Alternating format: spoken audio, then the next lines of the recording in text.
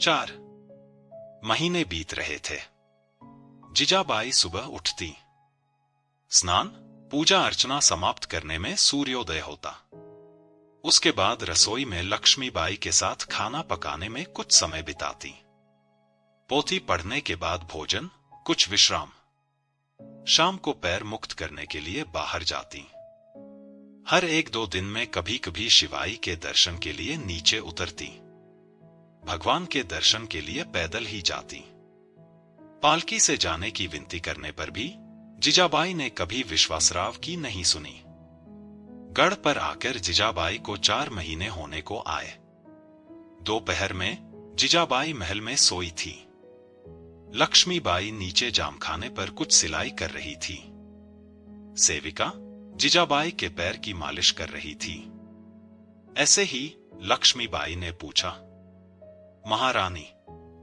लक्ष्मीबाई, मुझे अजनबी की तरह महारानी मत कहो, हम समकक्ष हैं। जीजा कहकर पुकारो। आत्मीयता आ गई तो चरण कैसे छूटेगा। तुम सुनोगी ही नहीं।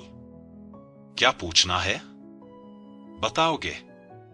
बताती हूं ना। क्या आपको कुछ खास खाने की इच्छा हो रही है? मैं देख रही हूं आप कुछ बताती नहीं। जीजाबाई मुस्कुराई।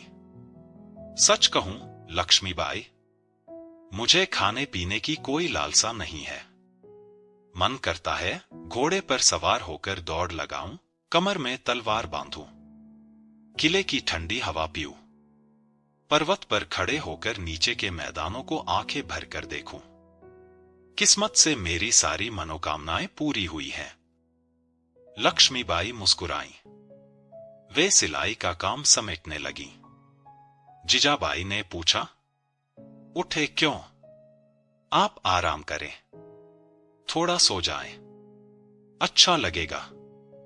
सच कहूं, जीजाबाई ने कहा, मुझे अभी सोने का मन ही नहीं करता। वो क्यों? जीजाबाई शर्माई।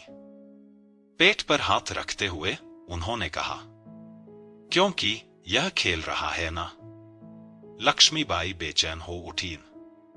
उनसे रहा नहीं गया। गर्भवती जीजाबाई के तेजस्वी चेहरे को सहलाते हुए, कान की बालियों पर उंगलियां मोड़ते हुए वह बोली, कहीं नजर ना लग जाए तुम्हें। ऐसा कुछ मत कहो, थोड़ा सो जाओ, कहकर लक्ष्मीबाई उठकर चली गईं।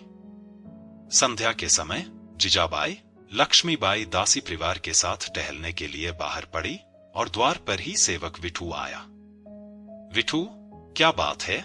जीजाबाई ने पूछा। रानी साहिबा, क्या आप टकमक की ओर टहलने जा रही हैं? हां, एक विनती है, कृपया मावलती की ओर जाएं। क्यों? एक अपराधी को ढलान से गिराने की सजा के लिए पेश किया जा रहा है। उसकी सुनवाई अभी हो रही है। कौन है वह बेचारा? रानी साहिबा, मुझे मालूम नहीं। टकमक के सभी मार्गों को रोका गया है, इसलिए प्रतिष्ठा को हानि पहुंचाई। विठू, ऐसे ही जाओ और विश्वासराव से कहो कि उन्हें बुलाया है। जी, कहते हुए विठू चला गया। जब विश्वासराव पहुंचे तो साथ में वरिष्ठ हनुमंते भी मौजूद थे। दोनों ने मिलकर रानी साहिबा को प्रणाम किया। जीजाबाई ने कहा, विश्वासराव, आज किसको ढलान से गिराने की सजा की प्रक्रिया होने जा रही है? किसने कहा? हमें पता चला। पर क्या सच में? हां, महारानी साहिबा। कल पिछले मोहल्ले में किसी ने अनाज के एक ढेर की चोरी की। उसके लिए ढलान से गिराने की सजा